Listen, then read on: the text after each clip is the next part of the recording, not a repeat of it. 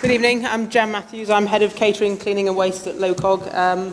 I'd have to say David kind of set us on a great track to go forward. So our vision for the Games will be, and this is where I came in and where we've taken everything we've done so far, we keep coming back to this vision, is that we will have a tastier, healthier, greener Games.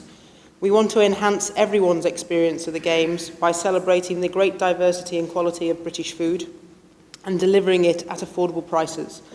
And as a legacy, we want to ensure that we nurture commercial and educational partnerships, leaving a strong, sustainable legacy for London and the UK. So anything we do, we come back to this to actually make sure that we're still true to what we set out to do at the very beginning.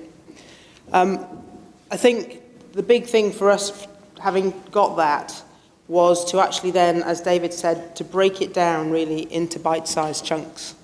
And it was a case of looking at, so what does the concept of operations mean?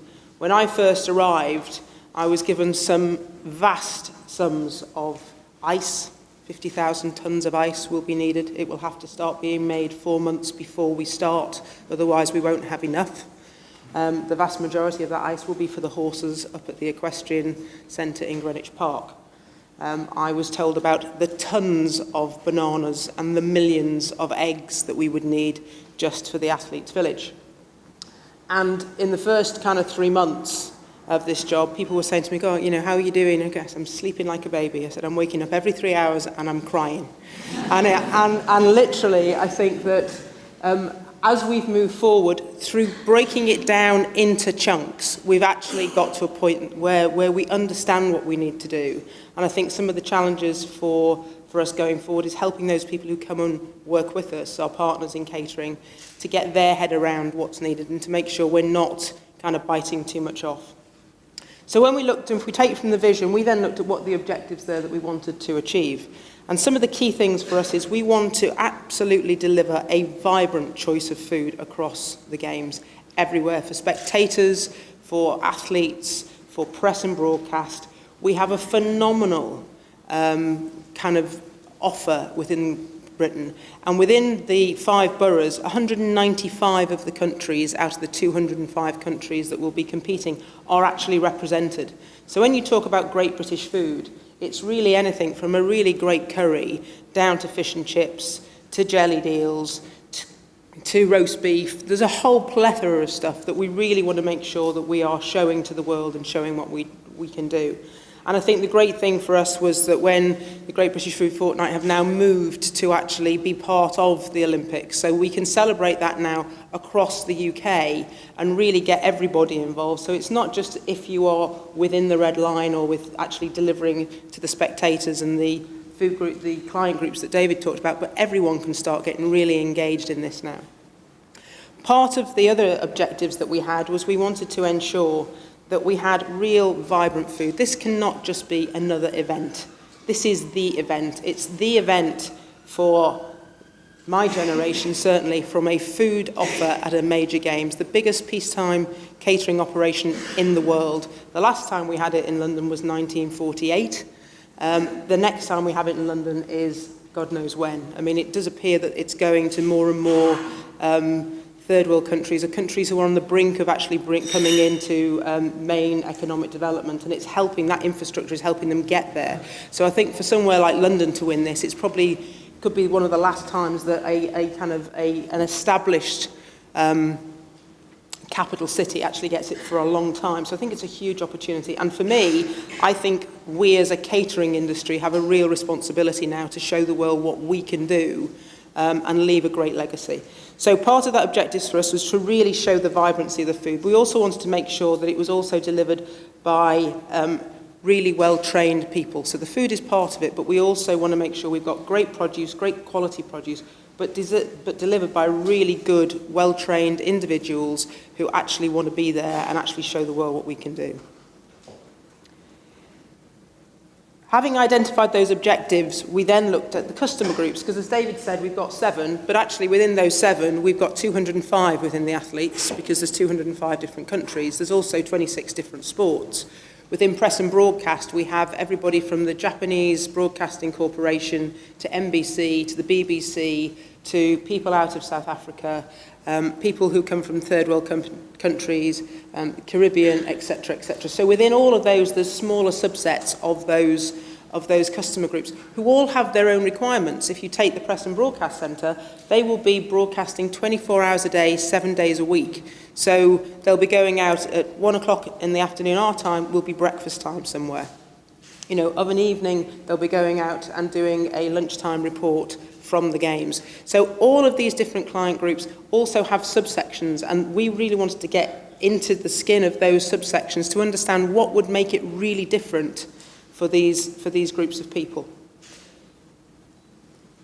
Our games will have the largest temporary works of any recent games at all, and that brings with it its own challenges. So on the park, all but apart from 3 or 4 venues are temporary. Across London, apart from the NGA, Excel, etc., if you look at Greenwich Park, Horse Guards Parade, you know, beach volleyball down at Horse Guards Parade, it's a temporary venue. Greenwich Park will have a temporary venue for equestrian. It will then have open up the park to 75,000 spectators for the cross-country day. This means that there's lots of temporary infrastructure that has to go into these venues, and it brings with it its own questions, its own requirements, its own dependencies with other people. So from where we identified with David, what do we need? The next step was, what can we have? Because those two questions are very different. So now we're actually looking at, this is the space you've been allocated, you need to make it work out of that space. And as we keep going through operating plans with venues and infrastructure plans, we're slowly kind of getting to a point where we're getting an idea of the actual space we will have, so that our catering partners know exactly what they've got to operate out of. And believe me, it's a lot less than Beijing. Whilst the Press and Broadcast Centre that David pointed out before can fit 5 jumbo jets wing to wing and is that big, the actual facility to cater for those people will only sit 3,500 people at any one time. So that means we have to be very clever about the offers we have in there and how we actually turn those tables. When we then look at that, we then look at the catering locations, as we've said. So we've looked at all of the different places, and then we've had to think about, well, what's the best way of getting the food in there? What does it mean from a competition schedule? If you look at one of them, like Hadley and Broxbourne was on there, the same amount of detail has got to be put into delivering Hadley and Broxbourne, which is a 3-day and a 5-day event that has to go into the Olympic Park, which is potentially open for the whole 17 days.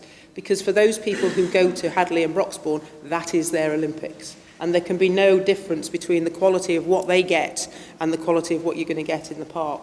So the infrastructure costs are totally disproportionate to actually what the revenues are likely to be that come in for those venues. And we need to understand that and understand how that all impacts on the caterers that we're actually going to be using, which really leads us into our delivery model and understanding.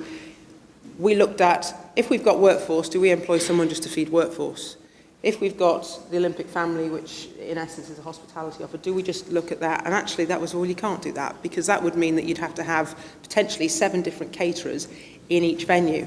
So how do you actually then look at saying, well, we need a first tier caterer, and then we need to look at subcontractors potentially who can deliver speciality catering, maybe for spectators, or maybe for workforce dining, or maybe for hospitality. And that was the route that we came to. But looking at that delivery model is also linked into what's the competition schedule, where will people go from that competition? We have to have the venues open for an hour and a half prior to the event taking place and an hour and a half after the event taking place. So actually, if the event finishes at 12, will people stay and get lunch? Will they move to the next event? How's that all going to work? So a lot of our planning to actually help our caterers is to try and understand all that piece of work.